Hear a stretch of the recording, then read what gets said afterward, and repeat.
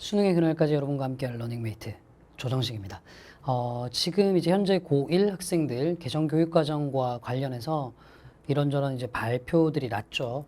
일단은 제가 담당하고 있는 영어 과목 같은 경우는 큰 골자에서 변화는 없습니다. 절대평가는 그대로 시행이 되고, 그리고 이제 절대평가 내에서의 등급 구간별 점수도 똑같이 1등급 90점, 2등급 80점 이렇게 가는 거 똑같고요.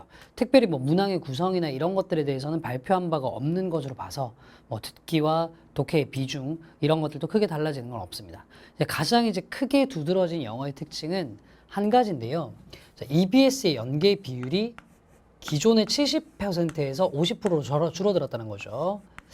그러니까 지금 현재 수험생들 그리고 이제 현 고2들 이 학생들이 보는 EBS 연계 같은 경우는 연계율 70%예요. 근데 이거를 이후에 50%까지 줄이겠다. 이게 이제 요번에 영어에서는 핵심적인 내용인데 이 부분을 좀 저희가 좀 꼼꼼하게 살펴보면 앞으로 영어 공부의 방향성이 나오지 않을까 싶어요. 자, 제가 지금 표를 좀 준비를 해봤는데 한 칸에 다 넣느라 이제 글자 사이즈가 조금 작습니다. 양해를 좀 구할게요. 여기는 보시면 알겠지만 2019학년도 수능, 작년에 치러졌던 수능이고요. 여기는 이제 제일 최근에 치러졌던 20학년도 6월 평가원 모의고사입니다. 즉 평가원에서 쳤던 가장 최근의 시험 2개에서 실제 EBS 연계가 어떻게 이루어졌는지와 관련한 표입니다. 요 표는요. 저희가 이제 표로 다듬긴 했지만 출처는 EBS 공식 사이트예요. 자신들의 교재를 어떻게 연계했는지를 발표한 EBS 사이트에서 출처를 그대로 가지고 왔습니다. 일단 듣기 문항부터 보시면 듣기가 저희 이제 1번부터 17번까지 영어 진행되는데 그중에 15문제가 EBS 그대로 연계를 합니다. 그대로 연계를 해요. 연계 방식은 거의 이제 직접 연계라고 보시면 됩니다. 무슨 얘기냐면 그러니까 유형은 바뀌어요. 유형은 바꾸는데 대화의 방식이나 이런 것들 스크립트는 최대한 거의 그대로 가져가는 겁니다. 여기 이제 직접 연계. 그리고 보시면 여기 자 어휘 문제죠. 29번 어휘 문제입니다. 제가 이제 유형을 조금 적을게요. 어휘가 아니라 어법 문제죠. 어법. 그 다음에 30번 어휘 문제입니다. 그 다음 31, 2번이 빈칸. 자, 35번이 흐름과 무관한 문장 고르기. 36번이 순서 찾기. 38번이 문장 넣기. 문장 삽입 문제예요. 됐죠? 자, 여기가 이제 또 노란색으로 표시해 놓은 직접 연계예요. 하나, 둘, 셋, 넷, 다섯, 여섯, 일곱 문항이죠. 독해 파트의 직접 연계 7문항입니다. 그럼 나머지 부분들은 뭐냐 전부 다 간접 연계라고 되어 있죠. 전부 다. 이 간접 연계라는 건 이제 나중에 이제 고3이 되면 조금 꼼꼼하게 보시겠지만 이런 거예요. EBS 지문과 소재는 똑같이 써요. 근데 글을 완전 다시 새로운 글을 써가지고 사실상 좀 뭐라 해야 되지? 읽었던 글을 읽는다라는 효과를 내기는 좀 힘든 지문입니다. 뭐 예를 들면 이런 거죠. 지구온난화와 관련한 글이 EBS에 있어. 그럼 똑같이 지구온난화에 관한 글을 수능에도 출제를 해. 그럼 이건 간접 연계라고 얘기를 하는 거예요. 사실 소재만 같고 단어 일부만 일치할 뿐 글 내용이 워낙 다르기 때문에 사실은 연계라고 얘기하기 조금 힘듭니다. 거기다가 이제 유형을 한번 보시면 이 18번 문제가 아시겠지만 이제 글의 목적을 물어보는 문제, 19번이 분위기 심경을 물어보는 문제, 20번 문항이 필자의 주장을 물어보는 문제고요. 그리고 여기는 25번이 도표 문제, 26번, 27번이 안내문 있죠. 안내문 문제. 근데 28번이 내용 일치 불일치 문제라서 간접 쓰기라고 하더라도 실제로 의미가 있는 건 이 네 문제가 다예요. 간접 연계라고 하더라도. 그렇죠? 자, 21번 같은 경우는 밑줄의 의미를 물어보는 문제거든요. 밑줄 친 부분이 의미하는 바로 가장 적절한 것은 작년부터 신유형이라고 해서 등장한 거죠. 그리고 22번, 23번, 24번은 주제 제목 요지 합쳐서 대의 파악이라고 할 만한 영역입니다. 가만히 뚜껑을 열고 보면 전체 45문제 중에 맞아요. 평가원이 공식 발표한 것처럼 간접 연계까지 다 합치면 70%의 연계가 맞아요. 맞죠? 연계율 73%가 맞아요. 73% 맞단 말이야. 왜냐면 45문제에서 33문제나 연계됐으니까. 그런데 듣기까지 포함을 하더라도 직접 연계율로 계산을 하면 이게 이제 작년 수능 기준 49%밖에 안 됩니다. 이게 똑같은 현상이 올해 6월 평가 모의고사에서도 나와요. 제가 아까 요 표를 보고 옆에 필기해 놓은 건데 보시면 그대로 똑같을 겁니다. 보세요. 1번부터 15번까지 듣기 직접 연계 똑같고요. 자, 18번부터 28번까지 간접 연계가 있고 29번부터 여기 직접 연계가 하나, 둘, 셋, 넷, 다섯, 여섯, 일곱 문제 똑같죠. 유형도요. 어법, 어휘, 빈칸 2개, 무관한 문장, 순서 삽입 똑같아요. 여기 거의 픽스된 형태인 거죠. 자, 이것도 결론적으로 표를 보면 비율도 똑같습니다. 평가원에서와 EBS에서는 연계가 33문항이 돼서 73%가 되었다라고 얘기를 하나 실제로 학생들이 시험장 들어가서 체감할 수 있는 연계는 22문항, 그것도 듣기 포함 49%밖에 되지 않는다는 거죠. 자, 여기서 드리고 싶은 말씀이 이겁니다. 보세요. EBS 연계율을 50%라고 줄인다고 했어요. 50%로 줄인다고 했습니다. 좋아요. 이게 공식 발표입니다. 근데 이 50%가 뭘 기준으로 한 50%인지는 아직 발표된 바가 없어요. 무슨 얘기냐면 만약에 이제 여러분들이 수험 생활을 하기 시작한 고1 학생 여러분들이 수험 생활을 하기 시작하는 그 시점부터 시작해서 EBS에서 혹시 소위 얘기하는 간접 연계를 없애겠다라고 얘기를 해버린다면 그냥 현행의 직접 연계율이 그대로 유지되는 것뿐입니다. 무슨 말인지 아시겠죠? 그러니까 지금 현재 그냥 연계율이 50%로 줄어들었다라고 해서 우리가 알 수 있는 것 그리고 예측할 수 있는 거 아무것도 없는 게 사실은 논리적으로 타당한 결론인 거죠. 그래서 결론은 이겁니다. 영어는 EBS 연계율이 줄어들었다는 것도 사실 큰 이슈가 아닙니다. 이거 아무 의미 없는 얘기예요. 아무 의미 없는 얘기입니다. 그래서 영어는 딱 이게 지금 현 고1 학생들한테 개정 입시 과정을 준비하는 학생들에게 해줄 얘기입니다. 그냥 하던 대로 하세요. 이게 무조건 맞습니다. 그냥 쓸데없이 EBS 연계가 줄어드니까 앞으로 공부는 어떻게 해야 되나 뭐 비연계 파트를 조금 더 신경 써야 되나 아무 의미 없는 계획입니다. 그냥 하던 대로 하세요. 조금 명확하게 소재 연계 혹은 이제 간접 연계라고 불리는 것들이 어떻게 되고 직접 연계의 비율이 어떻게 될지에 대한 얘기들은 사실은 여러분들이 보게 될 2023학년도죠. 그렇죠? 2023학년도, 2022학년도구나. 2022학년도 6월 평가원 모의고사를 쳐봐야 얘기가 조금 달라질 수 있는 겁니다. 그러니까 그 전까지는 아무것도 알 수 있는 게 없어요. 아시겠죠? 그러니까 그냥 하던 대로 하세요. 됐죠? 이게 제가 드리고 싶은 말의 핵심입니다. 그럼 이제 하던 대로 어떻게 해야 되냐에 대한 건데 지금 이제 영상을 보시는 분이 지금 고1들 개정교육과정 를 이제 겪을 세대들이잖아요. 고1들에게 하던 대로라는 건 어떤 걸까에 대한 얘기예요. 자, 여기 문장 하나를 딱 보여드리면 좀 감이 좀 오실 것 같은데 이거 한번 보시죠. 자, 이게 올해 EBS 영어 독해 연습, 연계교재입니다. EBS 영어 독해 연습에 뭐 1강에 있던 지문 하나의 문장을 가지고 온 거예요. 됐죠? 정확하게 얘기하면 한 지문의 첫 문장을 가지고 온 겁니다. 이 지문은 이 정도 수준의 문장 4개로 구성된 지문이에요. 자, 지금 포즈 버튼 누르고 이 문장 잠깐만 해석 한번 해보실래? 괜찮아요? 자, 보시면요. 네, 뭐 꽤나 어려운 단어들이 있다라고 생각하실 수도 있을 것 같습니다. 뭐 strategy, 전략, conduct, 수행하다, argument, 뭐 논쟁, 주장, specific, 구체적인, 됐죠? embed, 구체화하다, 그 다음 뭐 institutional, 조직적인 세팅, 환경, 됐죠? 자, relevant, 중요한, 관련 있는, potentially, 잠재성 있는, 요 정도. 1학년 학생들에게 조금 어려울 수 있는 단어들이 이 정도가 다예요. 뭐 설마 there are 이런 걸 모르진 않을 거고 in 뭐 이런 걸 모르진 않으실 거 아닙니까? 그렇죠? 자, 단어 다시 한번 설명드렸어요. 한 번 더요. 전략, 수행하다, 주장, 논쟁, 됐죠? 자, 구체적인, 그 다음 구체화하다, 조직적인, 오케이? 그 다음에 관련된 중요한, 잠재적으로. 뜻 다 설명드렸죠? 포즈 버튼 누르고 다시 한번 해석해보세요. 괜찮으신가요? 두 가지가 문제일 거예요. 일단은 뜻을 다 알고 있더라도 일반적인 전략이 논쟁을 수행하기 위한 건 없어. 왜냐하면 구체적인 무언가 논쟁들이 항상 이거 뭐야? 항상 구체화될 거야. 사회적이거나 조직적인 환경 내에서 관계 속에서 이게 뭐야? 계속 이럴 거라고요. 무슨 말인지 아시겠지? 그러니까 이걸 해결해낼 줄 아셔야 돼. 자, EBS 연계가 어떻게 변하든 간에 우리는 고3이 되면은 해야 됩니다. 연계율의 실질적인 변화가 없을 가능성도 크고요. 그리고 실제로 내신 시험에서 EBS가 반영될 확률도 되게 높으니까요. EBS 하긴 하셔야 돼요. 근데 여러분들이 만날 EBS의 문장은 이런 식이라는 거죠. 이거 아무 대비 없이 그냥 만나잖아요. 미칠 것 같아요. 고3 때 수능 때 만나게 될 문장들이 좀 빡센 것들이 다 이런 식인 거거든. 그래서 이제 어떻게 공부를 해야 되냐 하던 대로. 자, 첫 번째. 당연히 어휘 공부는 하셔야 됩니다. 당연히 어휘 공부는 하셔야 돼요.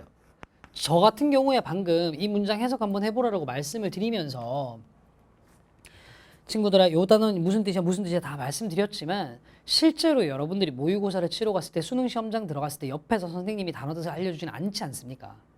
단어 공부 무조건 하셔야 돼요. 이게 1차적으로 중요한 겁니다. 1차적으로 중요한 거예요. 됐죠? 단어 공부 반드시 하세요. 근데 단어 공부를 어떻게 하셔야 되냐면 제가 이제 여러 수업에서 말씀을 드리는데 그냥 1대1로 단어 뜻만 외워서는 안 되는 경우들이 꽤 많아요. 1대1로 단어 뜻만 외워서는 안 되는 경우들이 꽤 많습니다. 그래서 예문들을 철저하게 보면서 단어를 보셔야 돼요. 왜냐하면 이런 경우들이 많거든. 그 영어의 단어와 우리말의 단어가 매칭이 안 되는 경우가 많아. 예컨대요. 하우스라는 단어요. 이 단어의 뜻을 모르는 분들은 이 영상 보시면서는 없을 거예요. 무슨 뜻이죠? 집이죠, 집. 근데 영어에서 하우스를 동사로 쓰는 경우가 있어요. 자, 우리말로 한번 생각을 한번 해봅시다. 집과 관련한 동작 뭐가 있을까요? 뭐 쉬다, 자다, 살다, 뭐 때로는 어떤 학생의 잔소리 듣다 뭐 이런 여러 가지가 생각이 날 수도 있겠지만 미국인들에게 하우스는 그런 의미가 아니에요. 동사로 썼을 때. 저장하다라는 뜻입니다. 근데 이게 불과 2017학년도 수능에도 나왔던 좀 자주 수능에 출제되던 그런 문제라는 거죠. 단어라는 거죠. 근데 이걸 여러분들이 그냥 일반적으로 단어와 한글뜻, 단어와 한글뜻만 외우는 구조에서는 절대로 이 단어에 그런 뜻이 있다는 것까지 알 수 없습니다. 그래서 항상 어휘 공부는 예문 중심으로 하셔야 합니다. 예문 중심으로. 선생님 그러면 예문은 뭘로 할까요?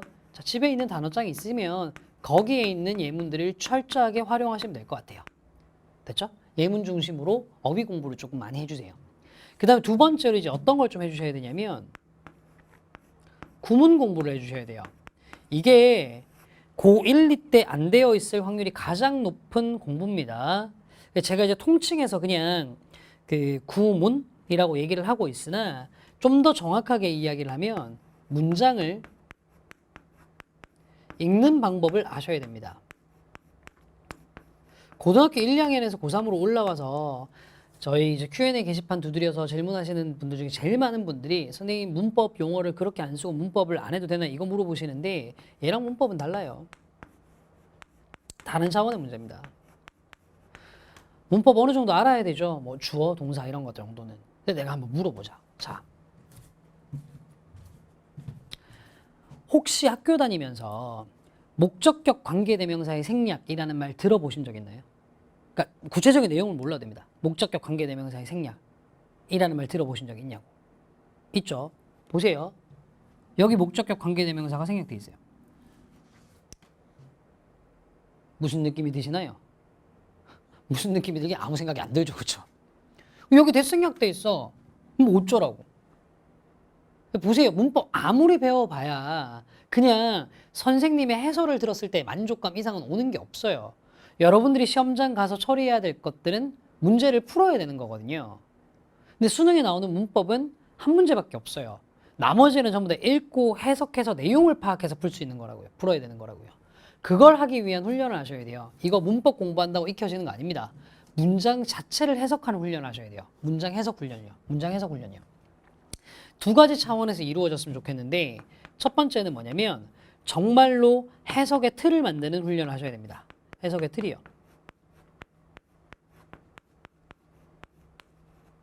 해석의 틀을 만드는 훈련을 하시면 됩니다. 대체 예를 들면 이런 거지. 여기서 관계대명사 대세생략 그게 중요한 게 아니라 영어에서 이제 항상 보편적으로 등장하는 스타일이에요. 이거는 명사가 있고요. 또 명사가 있고요. 동사가 있잖아요. 맞죠? 명사, 명사, 동사. something 무엇인가 명사, argument 주장 명사, are 동사. 문법 용어 갑자기 뜬금없이 써서 죄송합니다. 이런 구조로 있으면 무조건 뒤에서 앞에 있는 말을 수식하는 거예요. 예를 들면 이런 거죠. 내가 사랑하는 소년, the boy I love 이렇게 되는 겁니다. 내가 무슨 말인지 알겠어? 내가 읽은 책, the book I read 이렇게 되는 거라고. 그럼 봐봐, something arguments are always about. 아, 논쟁이 항상 관한, 즉 논쟁이 항상 대상으로 삼는 어떤 것. 논쟁이 항상 대상으로 삼는 어떤 것. 이렇게 되는 거잖아. 이렇게 해석을 처리할 줄 아시는 연습을 하시라는 얘기입니다. 되셨어요? 그리고 요걸 조금 더 팽창해 나가서 좀 상위권 학생이라면 3학년이 되기 전까지 문장을 이해하는 연습을 좀 하셨으면 좋겠어요. 문장을 이해하는 훈련을 하셨으면 좋겠어요. 자, 이건 제가 말씀드렸지만 상위권 학생들 한정해서 얘기하는 겁니다. 지금 현재 고1 학생들, 제가 이 영상을 찍고 있는 시점이 8월인데 현재 고1 학생들이 상위권이라는 얘기를 들을 수 있으려면 지금까지 쳤던 모의고사는 무조건 만점을 받는 걸 전제로 깔고 가는 겁니다. 고1 모의고사에서 1등급 받는다고 상위권 아니에요. 고1 모의고사 정말 쉽거든요, 많이. 좀 죄송한 얘기지만. 이게 자꾸 이제 이렇게 얘기하면 감이 좀 잘 안 오실 것 같아서 말씀드리는데, 제가 수업을 주로 하고 있는 대치동 같은 곳에서는 물론 이제 고3으로 올라간 비율이 좀 많이 변합니다만, 고1 모의고사 같은 경우는 숙명여고 같은 곳에 한 학년에 70% 이상 1등급을 받습니다. 그래서 사실 그 1등급이 상위권이라고 얘기하시면 안 돼요. 그러니까 만점 기준으로 얘기하는 거야. 자, 그런 학생들이면 이해를 위한 훈련을 하셨으면 좋겠어. 이건 무슨 또 뜬금없는 얘기냐. 이런 거거든요. 고1 때 모의고사에서 여러분들이 보던 문장들은 내용상으로 따지면 전부 다 이런 거예요. 조정식 못생겼어. 조정식 못생겼어. 고2가 되면 그냥 모의고사 어휘만 조금 올라갑니다. 조정식이라는 강사는 추남이야. 못생겼다는 말 대신에 추남 이런 용어를 쓴다고. 근데 이게 고3이 되잖아요. 그냥 말이요. 더러워져요. 자, 똑같은 내용의 문장을 제가 말씀드려 볼게요. 조정식 못생겼어. 아름다움이 죄라면 조정식은 무죄입니다. 생각해보면 못생겼다는 말 맞죠. 근데 이걸 시험장에서 이런 정도의 수준의 문장을 보고 여러분들 생각해내셔야 된다는 거죠. 이건 생각하는 훈련이 필요합니다. 그래서 상위권 학생들은 고등학교 1학년 때부터 차근차근 그 훈련을 해나가시면 됩니다. 선생님, 저는 아직까지 그 정도의 상위권이 안 되는데요. 희망의 끈을 놓치실 거 없고요. 그냥 2학년이 될 때까지 문장 해석의 틀을 확실하게 만들어 놓고 요게 맞춰져서 이제 조금 상위권으로 올라왔어. 그러니까 고등학교 2학년 모의고사 기준으로 했을 때 무조건 1등급은 나와. 그 정도 되면 그때 가서 요 훈련을 하시면 되는 거예요. 그전에는 요게 집중하시고. 됐죠? 자, 지금까지 드렸던 말씀을 다시 한번 정리 한번 해볼게요. 개정교육과정상에서 영어는 EBS 연계율 변화 외에는 큰 틀의 변화가 없습니다. 그러나 작년 수능과 올해 6평 그리고 지금까지의 평가원 시험들을 토대로 봤을 때 EBS 연계율이라는 건 지금까지 그 70%라는 말 자체가 좀 허상입니다. 실제로 그 정도 비율이 연계되진 않고 있으니까요. 그래서 앞으로 EBS 연계율이 어떻게 50%로 변했다는 게 어떻게 유지될지는 아무도 알 수가 없습니다. 결론, 그냥 하던 대로 하시는 게 맞습니다. 고3이 돼서도 6평을 치기 전까지는 꾸준히 EBS 공부하시는 게 맞아요. 어쨌거나 여러분들이 공부할 수 있는 근거가 없는 그냥 뭘 공부해야 될지 아무것도 알 수 없는 그냥 시중에 돌아다니는 비연계 교재보다는 연계율이 있는 확실한 교재가 될 거니까요. 그리고 내신에서도 사용될 거니까요. 그런데 문제는 EBS 지문 내에 있는 문장과 어휘의 수준이 만만치 않다는 거예요. 그래서 결론, 하던 대로 EBS 공부를 할 건데 그걸 하기 위해서 고1, 2 때 뭐 해야 되냐? 어휘와 구문, 즉 문장을 읽는 방법에 집중을 하셔야 된다는 거예요. 어휘 공부하실 때는 예문 중심으로 많이 하시고요. 자, 문장을 읽는 법에 집중하실 때도 문법적인 것보다는 해석의 틀을 명확하게 만드는데 훨씬 더 많은 집중을 해주셨으면 좋겠어요. 됐죠? 말씀드리는 김에 선생님은 이거 관련한 강좌 없나요? 있죠? 정확하게 이런 제목의 강좌가 있어요. 두 종류로. 한쪽은 해석의 틀을 잡아주는 괜찮아라는 시리즈, 조금 더 나아지게 시작해라는 시리즈가 있고요. 이해하는 훈련을 위한 믿어봐 시리즈도 있습니다. 근데 어쨌든 그걸 활용하셔도 좋고요. 아니면 혼자 자가학습을 하셔도 좋으니까 고3이 됐을 때 안정적으로 이 정도 난이도의 EBS 지문을 읽어내기 위한 어휘와 구문 학습은 반드시 하도록 합시다. 자, 이런 질문들이 있을 것 같아요. 선생님, 그럼 문제풀이 훈련을 하지 않아도 되나요? 사실은 지금 현재 수능 영어는요, 문제를 풀기 위한 탄탄한 메커니즘을 많이 요구하진 않습니다. 어차피 한 단락짜리 글이라서 웬만큼 읽고 어느 정도 이해할 수 있는 능력이 있으면 문제를 풀리도록 내요. 물론 이제 요걸 약간 벗어난 유형들, 순서 찾기라든가 문장 삽입, 혹은 빈칸 한두 문제들 정도가 있긴 합니다만 그 문제를 풀기 위한 훈련을 고1, 2 때부터 미리 하실 필요는 없습니다. 그 훈련이 오래 걸리는 것도 아니거든요. 그건 고3 때 천천히 하시면 돼요. 그 전에 고1, 2 때는 체력을 기르셔야 돼요. 문제풀이 훈련을 할 수 있도록. 어떻게 하면 EBS 지문을 이해할 수 있는지에 대한 체력을 기르셔야 돼요. 무슨 말인지 아시겠죠? 자, 갑자기 뭐 PPT가 튕기가 나왔는데 여기 너무 신경 쓰지 마시고 다시 한번 제가 드렸던 말씀 마무리하면서 저는 물러가겠습니다. EBS 연결이 어떻게 변했든 간에 여러분들이 하던 것들을 해야 된다는 사실은 변함이 없습니다. 그리고 여러분들이 하던 그것들은 바로 어휘와 구문, 즉 문장 읽는 법에 대한 학습입니다. 자, 그럼 저는 어휘와 문장 읽는 법에 대한 학습에 여러분들에게 최대의 도움을 드릴 수 있는 커리큘럼을 탄탄하게 준비해서 여러분들을 만나 뵙도록 하겠습니다. 지금까지 조정식이었습니다. 수능의 그날까지 함께 달려가겠습니다. 감사합니다.